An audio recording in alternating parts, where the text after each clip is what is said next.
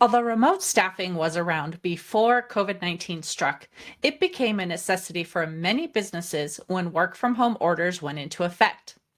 Although many companies are now asking staff to return to the office at least a few days a week, many employees have enjoyed the opportunity to work from home.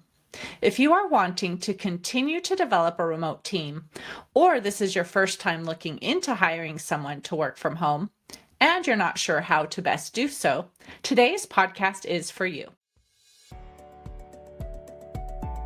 Welcome to Biz Help for You, the show that saves you the expensive learning curve by providing advice from industry experts in every facet of the entrepreneurial journey. Too many small businesses collapse. According to the U.S. Census Bureau, 20% fail within their first year, and less than 35% make it to their 10th anniversary. The goal of this podcast is to change that statistic. So if you're interested in learning more to be a successful entrepreneur, tune in today. I began trying out remote work in 2018 with an employee, which allowed me to test my systems and processes, determine the best software to meet my company's needs, and see what kinks needed to be worked out. In 2019, I began testing it with all of my staff, having each person working from home on a different day of the week.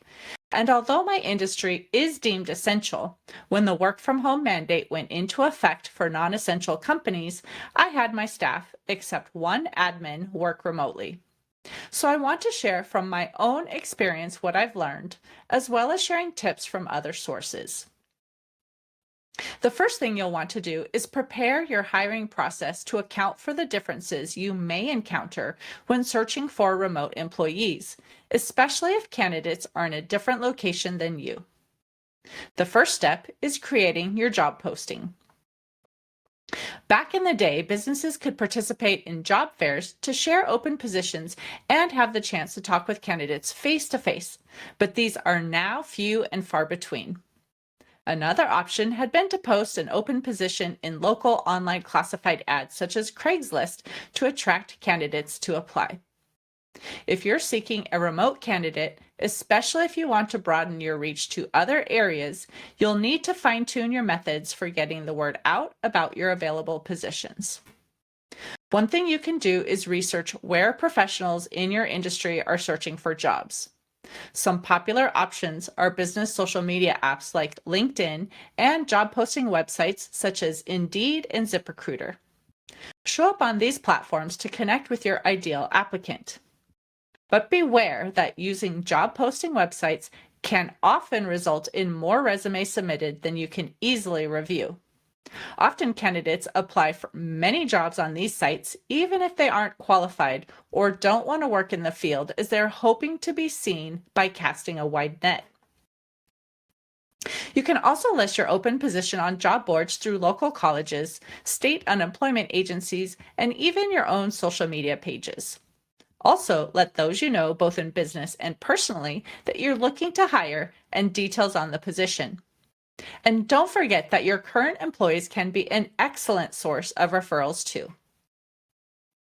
Whether you decide to use online job sites or other methods, you'll want to make sure your posting is optimized with key search terms so that those looking for positions like yours can easily find it and use the title to determine whether they'd like to learn more about the position.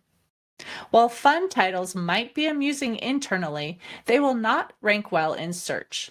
If you're not sure what you should title your job posting, just think about what your ideal applicant might type into the search bar. With many job seekers looking for flexibility, be sure to include keywords such as remote and work from home to attract applicants who are looking for telecommuting positions. It's also necessary to specify expectations regarding experience with technology and online resources, as well as willingness to learn new systems.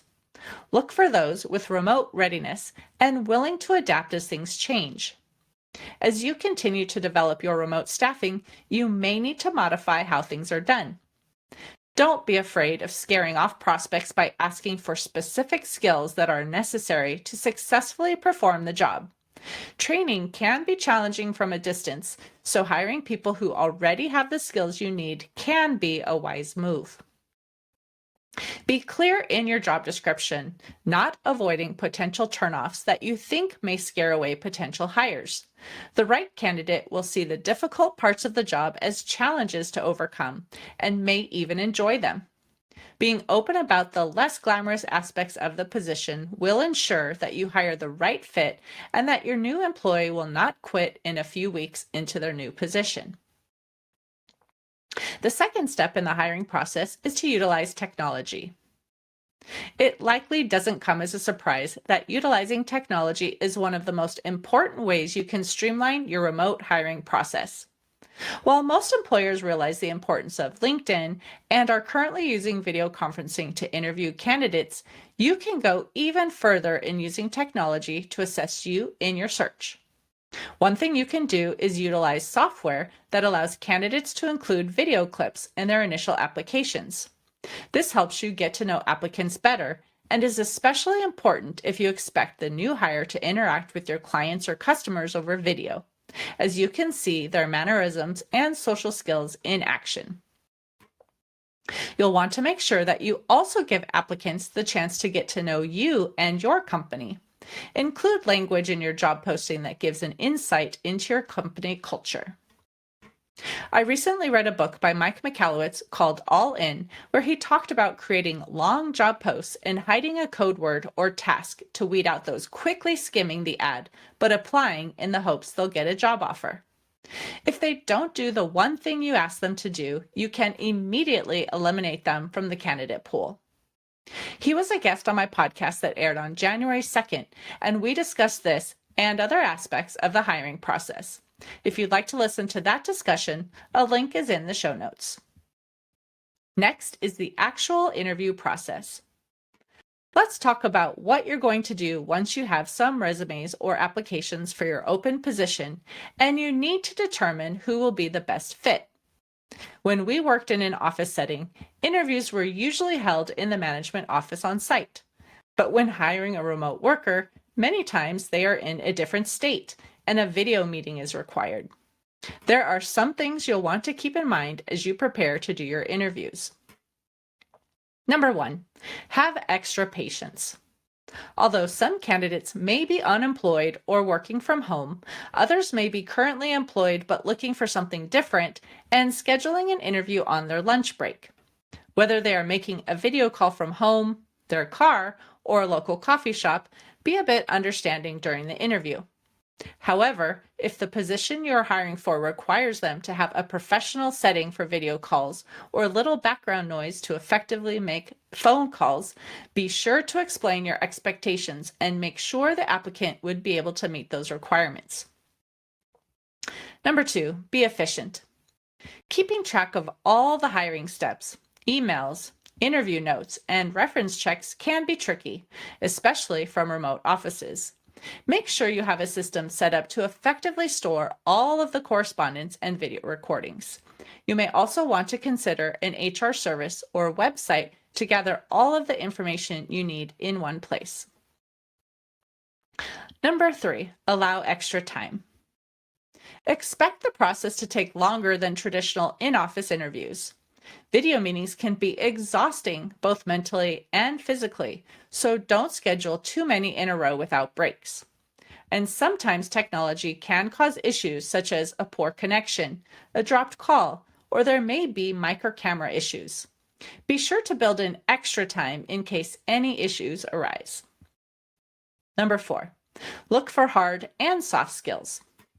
In addition to checking a candidate's proficiencies and skills within your field, you'll also want to look for soft skills that may aid them in a work-from-home environment, such as time management, self-motivation, and effective communication.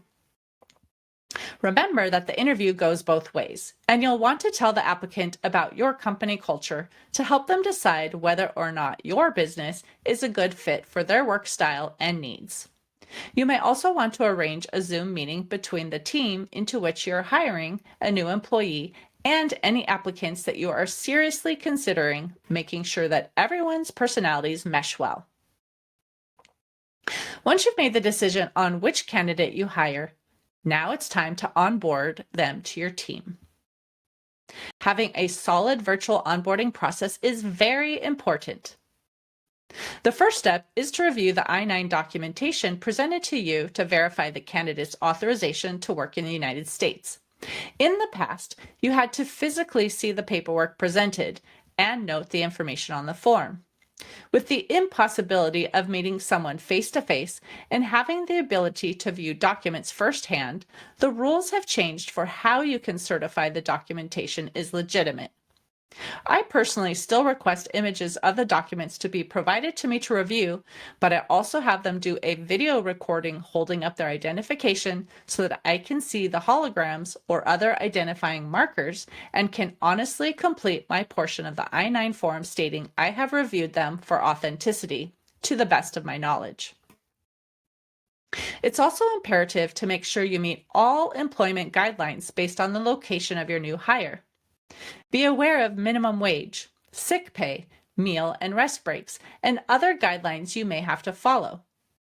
The rules are based on where the employee works, not where your company is located, and you want to make sure that you comply with all local and state laws.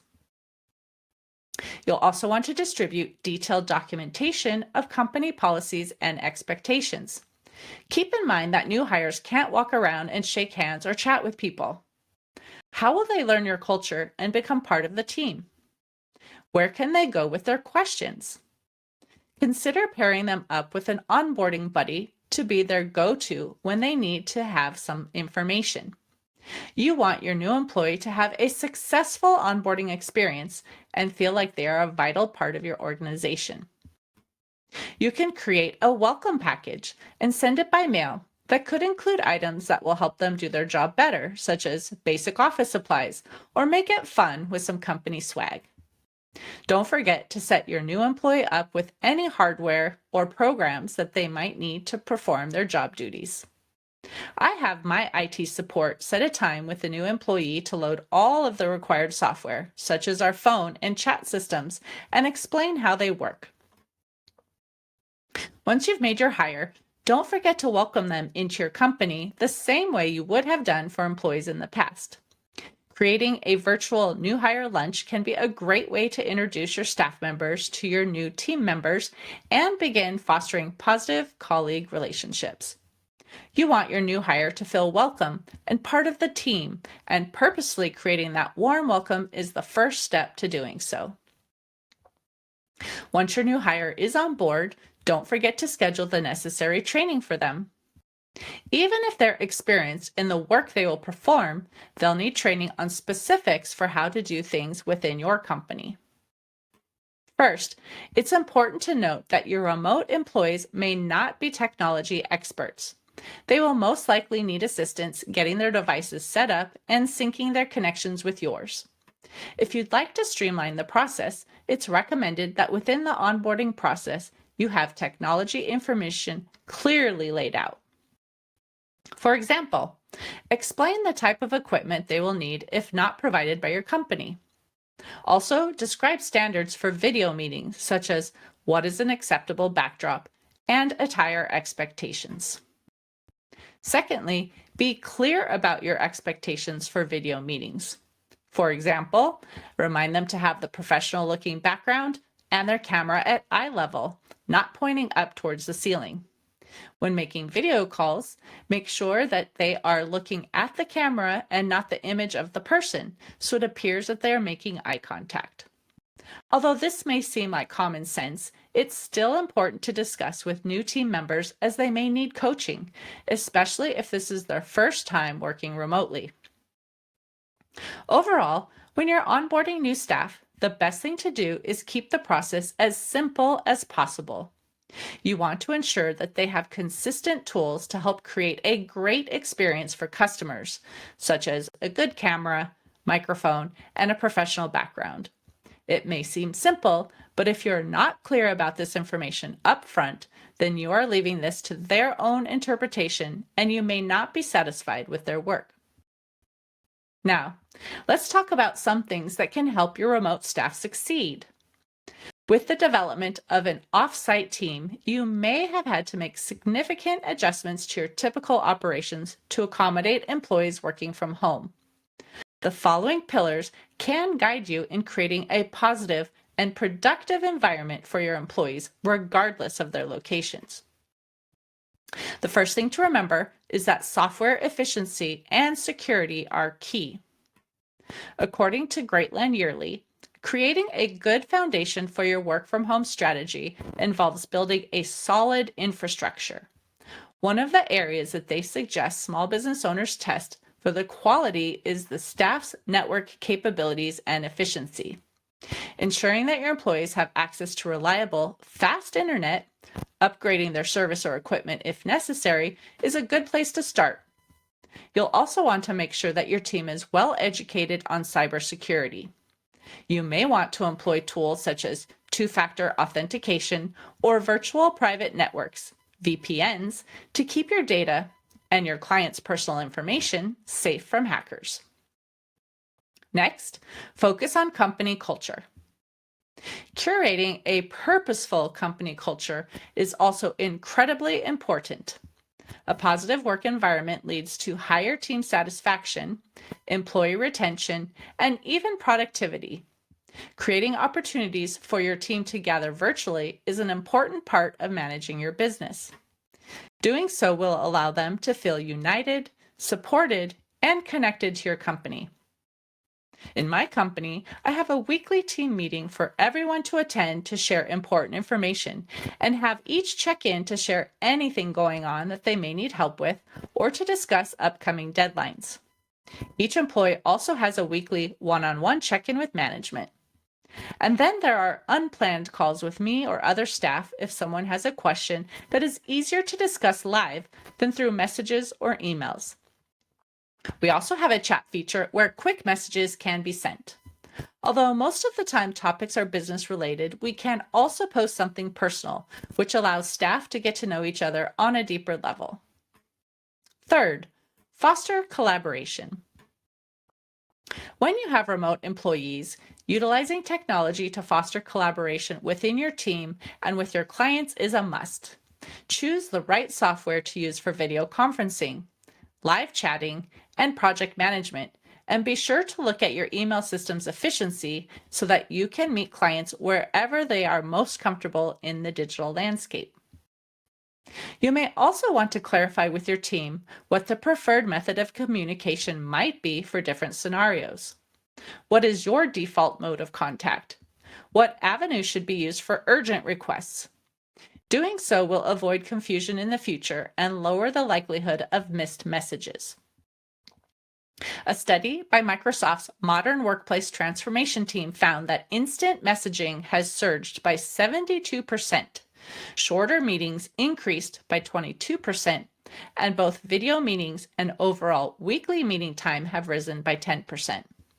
With this data, it's easy to see how crucial it is to have effective collaboration and communication tools available to your employees and customers. Let's take a look at some things that you may want to review to keep your remote team happy and productive. Number 1, flexible hours. Although traditionally a business has set specific working hours, adaptable scheduling may be something to consider. Studies have shown that time blocking increases productivity, and many were able to enjoy the benefits of flexibility when mandatory work from home orders went into effect. Now that they've experienced the ability to work different hours, employees often don't want to give up the benefit of adaptability. My being able to offer flexible hours to many of my employees have allowed me to hire staff with young children at home, those who have family with health challenges, and others who may otherwise not have been able to find employment due to their family's needs.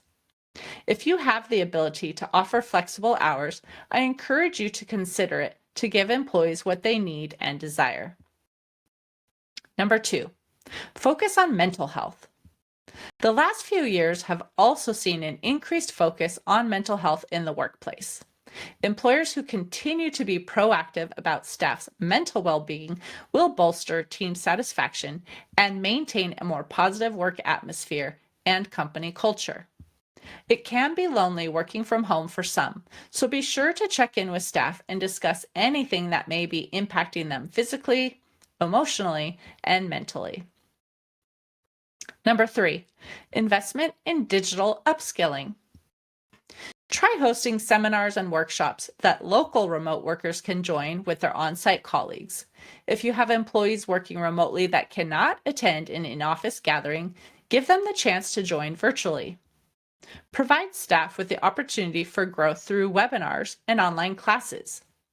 Continue to focus on teaching new digital skills to increase the efficiency of your workplace and keep up with industry trends as well. Employees who have the opportunity to expand their position are generally more engaged. Number 4, mutual trust between employers and employees.